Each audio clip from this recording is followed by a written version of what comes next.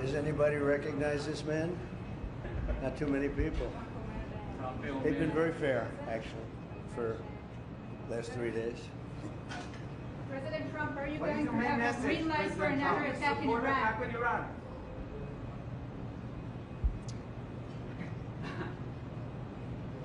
Okay. Mr. President, how quickly do you hope to move to phase 2 of the peace plan for Gaza? As quickly as we can, but there has to be a disarmament. You know that we have to disarm with Hamas. So one of the things we'll talk about certainly, but there has to be a disarming of Hamas. Otherwise, very quickly. Yep. Can you say anything more about the explosion in Venezuela that you mentioned in a radio interview? Did the military do that? Can you share any more details about Well, it doesn't matter, but there was a major explosion in the dock area where they load the boats up with drugs.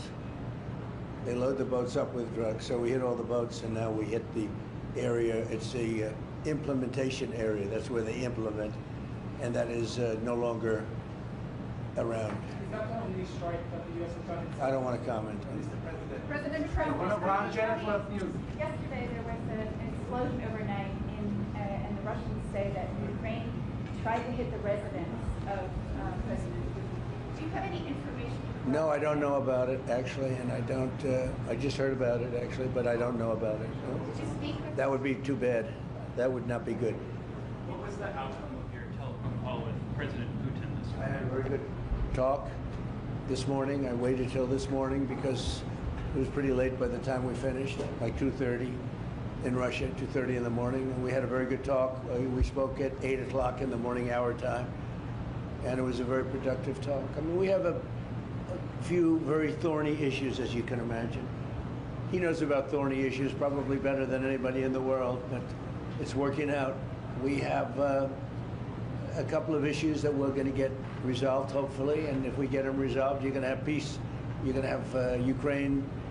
They're losing 26,000 soldiers a month. Can you believe it? A month, 26,000 young, beautiful soldiers, and plus some people in Kiev, and relatively small, but a lot, you know, still people, and it's a lot of people. But 26,000 soldiers were killed last month. Yes, please. President Trump, are you going to allow Turkish forces, or do you expect Turkish forces to be stationed in Gaza? So I have a great relationship with President Erdogan, and we'll be talking about it. And if it's good, I think that's good. And a lot will be having to do with Bibi. We're going to be talking about that. But Turkey's been great, and he's been, you know, excellent as far as I'm concerned. I don't know about you. To me, he's been very good. Can you guarantee that? Yes. Can you tell me a little bit about your relationship with Prime Minister Netanyahu and how important it is for you to see him be pardoned by the Israeli president? Look, he's a wartime prime minister. He's done a phenomenal job. He's taken Israel through a very dangerous period of trauma. Israel, with other people, might not exist right now, if you want to know the truth. That's a pretty big statement, but it's true. I feel that. You had the wrong prime minister. Israel right now would not exist because they were met with a force the likes of which very few countries could have handled, and we worked together, and we were extremely victorious, to put it mildly. Now I hear that Iran is trying to build up again, and if they are, we're going to have to knock them down. We'll knock them down. We'll knock the hell out of them, but hopefully that's not happening. I heard Iran wants to make a deal. If they want to make a deal, that's much smarter. You know, they could have made a deal the last time before we went through, you know, a big attack on them, and they decided not to make the deal. They wish they made that deal. So I think, again, they should make a deal. They want to make a deal, but sometimes that doesn't happen. Yeah, please. Mr. Trump, hi, Nadav Elimelech, 24 News Israel. Would you support the overthrow of the Iranian regime? Of who? Iranian regime. I'm not going to talk about overthrow of a regime. It's, they've got a lot of problems in Iran. They have tremendous inflation. Their economy is bust. Their economy is no good. And I know that people aren't so happy, but don't forget, every time they have a riot or somebody forms a group, little or big, they start shooting people. You know, they kill people. And the people tend to, I've watched this for years. There's tremendous discontent. They form 100,000, 200,000 people. All of a sudden, people start getting shot. And that group disbands pretty quickly. So I've watched it for years. They're vicious, vicious people. Yeah. Mr. President, will you support an attack, Israeli attack on Iran if Iran will not have a deal? If Iran will continue with their ballistic missiles and also nuclear weapons? If they will continue with the missiles, yes. The nuclear, fast. Okay? One will be yes, absolutely. The other was, we'll do it immediately. Mr. President, Yohanna Abraham from Channel 12 News. What are your plans regarding Gaza for the next few weeks? Well, we're going to be dealing on Gaza. That's why this very great Prime Minister is here right now. We're talking about Gaza. We're talking about a lot of things. We have about 5 major subjects that we're discussing, and Gaza will be one of those subjects. Mr. President, can you guarantee that the last hostages, Anne Philip, will be released before we continue to the second phase of the Gaza plan? Well, let's put it this way. Every hostage just about that's been released was released because of me, Steve Witkoff, Jared Kushner, my whole team, Marco Rubio, Pete Hegseth. They were all released because of us. None were released in the Biden administration, none. They were all released because of us. Then we had a lack of releases with respect to the dead. And all of a sudden they started coming back because I said, nope, you said you were going to. We have one wonderful young man whose parents are right now inside. And he's, what beautiful parents, a beautiful brother, sister, and like a beautiful family, and they're waiting for the son. It's the only one left, and we're doing everything we can to get his body back. And the parents just said, hopefully he's alive. And I said, I'd love you to think that way. Okay? President So we're Trump, doing everything we can. do you have President Trump? Out of all of these people, and I'm not just talking about the final 20. Right. Look at all of the people. What do you think the total number is? 255. 255. 254 came out, one more. Think of that. And we got them all. President Trump, President Trump, does the reconstruction of Gaza, President Trump, does the reconstruction of Gaza, does the reconstruction of Gaza will begin even before Hamas is disarmed? I think it's going to begin pretty soon, yeah. Before Hamas is He's disarmed? looking forward to it, so am I. Look, what a mess. What a mess it is. And it's been a mess for centuries, really. It's been a mess for a long time. It's seems to be born for that, but we're gonna straighten it out. No, we're already starting certain things. We're doing things for sanitary conditions and others. But Gaza's a tough place. You know the expression, it's a tough neighborhood. That's truly a tough neighborhood. Yeah, you had a question in the back? Go ahead. Yeah, please, go ahead. I'm asking about the relationship between you and the Prime Minister. What about it? They said that there is no relationship, good relationship between you. I don't think it can be better. We just won a big war together. You know, if we didn't beat Iran, you wouldn't have had peace in the Middle East because nobody would have been able, the Arab countries who have been fantastic, would not have been able to make a deal. If we didn't wipe out their nuclear, we wiped it out. If we didn't wipe out with our beautiful B-2 bombers, if we didn't, and we sent a lot of Tomahawks in there also, by the way, from a submarine. And what about the pardon that the President of Israel needs to give the Prime Minister? A pardon? Pardon. Oh, I think he will. How do you not? He's a wartime prime minister who's a hero. How do you not give a pardon? You know, I think it's a very hard thing not to do it. I spoke to the president, and it's on. I mean, he tells me it's on its way. Mr. You President, can't do better than that, right? Please. Mr. President, can I follow up on Venezuela? Was the facility taken out by the U.S. military, or was it another entity like the CIA? Well, I don't want to say that. I know exactly who it was, but I don't want to say who it was. But you know, it was along the shore. Mr. President, have you or anyone in your administration talked to Maduro in recent days? Well, I spoke to him Recently?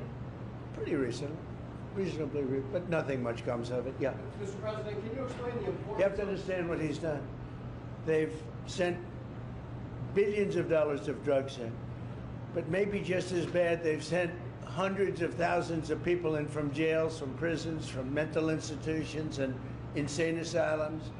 The drug lords, the drug dealers were all sent into our country. But think of it, what he's done. Tren de Aragua, probably the worst gang. They cut off people's fingers. One man made a phone call to complain about them. He cut off their hand. They cut off his hand. Don't ever make a phone call again. We'll cut off your other hand. After that, we'll kill you, they said. That was in Colorado. No, they sent in all of the bad ones. They sent in some bad people. And that to me was just terrible. And they send in drugs. Now, I will say this, 97% of the drugs coming in by sea stopped. We're trying to figure out who the other 3% are. They have a hard time getting people to pilot those boats. But 97% of the drugs coming in by the ocean, by the sea, by water, are gone. Every boat that we take out, we save 25,000 lives of Americans. Thank you very much, everybody. We'll see you. We're going to have a big meeting, and we'll see you in a couple of hours if you'd like. And if you'd like, you can come up and have lunch like you did yesterday. Would you like that or not? Do you want that? Because some of them think it's terrible. It's a bribe. But, you know, a bribe for $25, I don't know. If you'd like, you can go. And if you don't, you can stand in a driveway and melt. All right? But if you want, will you work on that, Margot? Yes, sir. Is Margot doing a good job? She's a star. She's too nice. Her only problem is she's too nice to you. And you're not nice to us, but that's okay. Margot, take them up and have a beautiful lunch, and we'll see you later. Are you worried that the strike, the alleged strike on Putin's residence could scuttle the peace? Yeah, I don't like it. It's not good. I heard about it this morning. You know who told me about it? President Putin told me about it. Early in the morning, he said he was attacked. It's no good. It's no good. Don't forget, you know, the Tomahawks. I stopped the Tomahawks. I didn't want that. Because we're talking about, you know, it's a delicate period of time. This is not the right time. It's one thing to be offensive, because they were offensive. It's another thing to attack his house. It's not the right time to do any of that, and can't do it. And I learned about it from President Putin today. I was very angry about it. Please. What? Well, it came out. Well, we'll find out. I mean, you're saying maybe the attack didn't take place. It's possible too, I guess. But President Putin told me this morning it did. One question, Mr. President. Can you expound on the importance of a strong relationship with the state of Israel? And Mr. Prime Minister, you called President Trump the strongest friend for the state of Israel. You worked with numerous administrations, numerous presidents. Can you expound on that? What makes President Trump such a strong friend for the state of Israel? Why don't you go first? I'll say it again and again and again. We've never had a friend like President Trump in the White House. It's not even close. And I think you can judge that by not merely by the frequency of our meetings, but by the content and the intensity. I think Israel is very blessed to have President Trump leading the United States, and I'll say leading the free world at this time. I think it's not merely Israel's great fortune. I think it's the world's great fortune. Well, I just want to say that it's very important who the Prime Minister and President of Israel is. We have a great relationship. It was an honor to speak before your leaders. That was a great honor for me. I think it has not happened before, or something they told me. But the relationship's been extraordinary, and Bibi's a strong man. He can be very difficult on occasion, but you need a strong man. If you had a weak man, you wouldn't have Israel right now. Israel would have been, you know, Israel with most other leaders would not exist today. They would not exist. And now they're stronger than ever. Yeah, please. Are you going to ask Netanyahu to sign an agreement with Syria? Well, I hope he's going to get along with Syria, because the new president of Syria is working very hard to do a good job. He really is. I know he's a tough cookie, and he's, you know, you're not going to get a choir boy to lead Syria. That's the one thing I would say.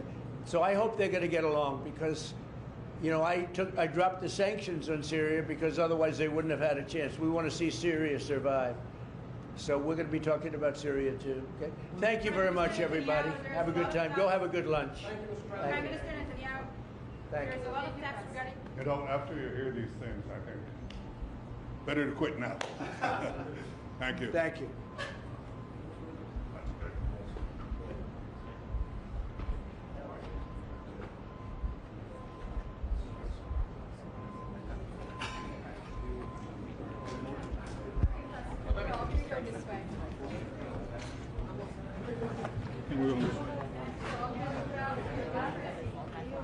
Wait, hold on.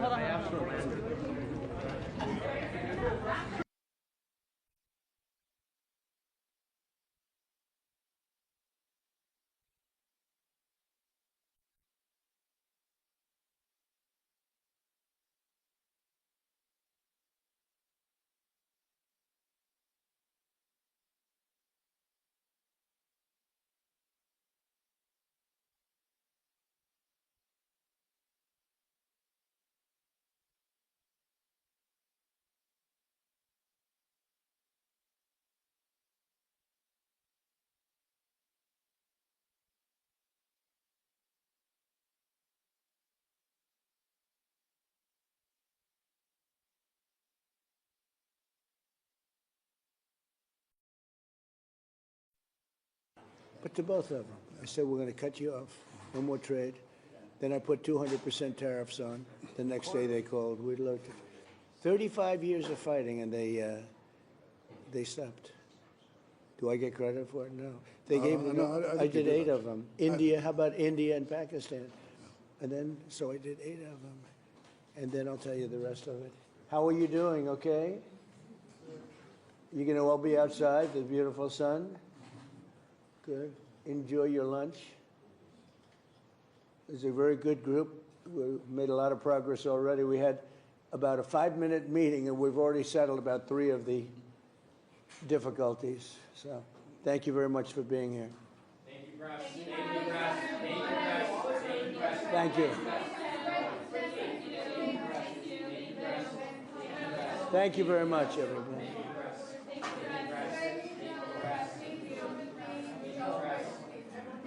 They can't get enough. Well, They can't. But just think so. I said